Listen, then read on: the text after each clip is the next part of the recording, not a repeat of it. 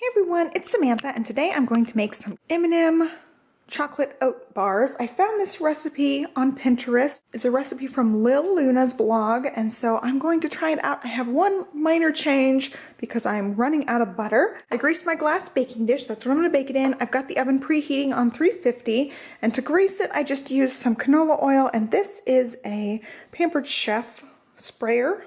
I don't know if you can read that right there. It says Pampered Chef. I always use that thing instead of things like Pam or whatever. And then I've got a cup of butter, and actually the recipe calls for a cup and 2 tablespoons. Well, I have almost a cup. I'm 2 tablespoons short, so I'm going to substitute with the applesauce here. It's just unsweetened applesauce. I've got a bag of milk chocolate M&Ms in the fall colors, which will be nice and festive. A bag of semi-sweet chocolate chips. The recipe calls for milk chocolate, and I wanted the darker chocolate. Brown sugar, all-purpose flour, quick oats, 1 can of sweetened condensed milk, and I'll need a teaspoon of salt. So let's go ahead and get started. So I got out a saucepan. I've got my bag of chocolate chips. It just takes the whole bag of chocolate chips and also the sweetened condensed milk. And actually the recipe also calls for 2 tablespoons of butter in here. I'm just going to leave it out because I think these two combined will be fine. All right, so I'm just going to pour this in. I've got a spatula here to scrape it all out because this is really thick and it sticks into the can. I'm just going to try to scrape out as much of this as I can. And I'm going to start heating this over low. And I'll keep an eye on it to make sure it doesn't scorch or anything, but I'm going to go ahead and mix up my oat mixture. It takes the butter, and it does take a cup, but I actually have almost a cup. Now, I've had these sitting out on the counter for a little while. They're nice and soft. Then I'm going to need 2 tablespoons of applesauce, and I need a cup and a half of the quick oats and a cup and a half of the all-purpose flour. 2.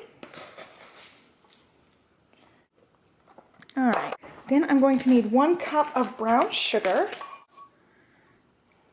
and a teaspoon of salt. I'm going to just get this mixed up. I grabbed a fork so I could hopefully get that butter incorporated in here. And you definitely could use a mixer for this, but I didn't want to haul the big thing out just for this. That was actually a little bit difficult to mix because it ends up being pretty dry. So next time I definitely would just mix that in my mixer. You're supposed to reserve about 1 cup of this for the topping. So I'm going to just dump most of it in here and guesstimate about 1 cup of it and just leave it in the bowl. You can see some of it's a little bit drier than other parts. All right, that looks good. So I'll leave that, give it a good mix.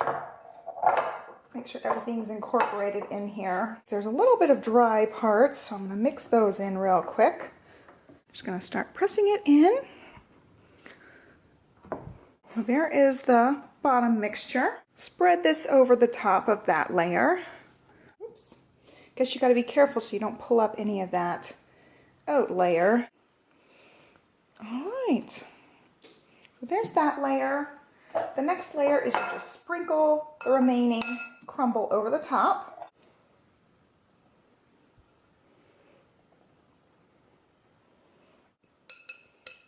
All right, there's that layer.